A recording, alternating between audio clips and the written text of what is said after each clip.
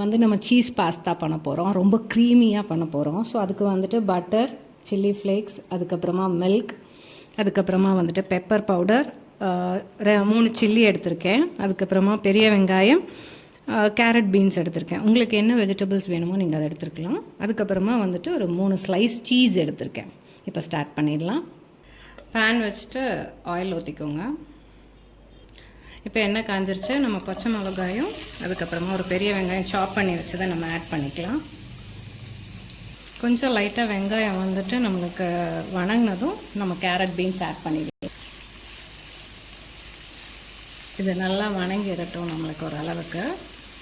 Already நான் வீட் பாஸ்தாவை வந்துட்டு வேக வச்சு வச்சுருக்கேன். ஸோ அதை ஆட் பண்ணிடலாம். நான் தேவையான அளவு இப்போ சால்ட் ஆட் பண்ணிக்கிறேன் பாஸ்தாக்கு. இதை நல்லா மிக்ஸ் பண்ணி விட்டுருங்க.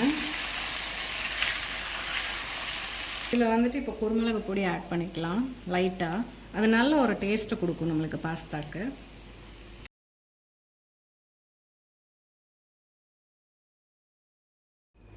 இப்போ வந்து இந்த பேனில் வந்துட்டு நம்ம பட்டர் ஆட் பண்ணிக்கலாம். ஸ்லோ ஃபயரில் வச்சுக்கோங்க. ஸோ நான் ஒரு 1/2 ஸ்பூன் வந்துட்டு கார்ன்ஃப்ளவர் ஆட் பண்ணியிருக்கேன்.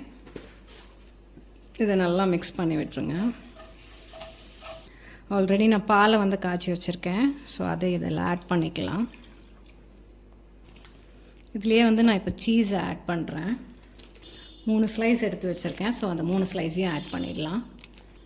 நல்லா மிக்ஸ் பண்ணி விட்டுருங்க. இதில் வந்து நம்ம பாஸ்தாவை ஆட் பண்ணிடலாம்.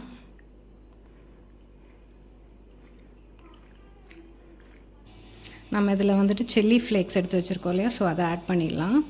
லைட்டாக பெப்பர் ஆட் பண்ணிக்கலாம். அவ்வளோதான், மிக்ஸ் பண்ணி விட்டுறலாம். இப்போ க்ரீமி பாஸ்தா நம்மளுக்கு பர்ஃபெக்டாக ரெடி ஆகிருக்கு.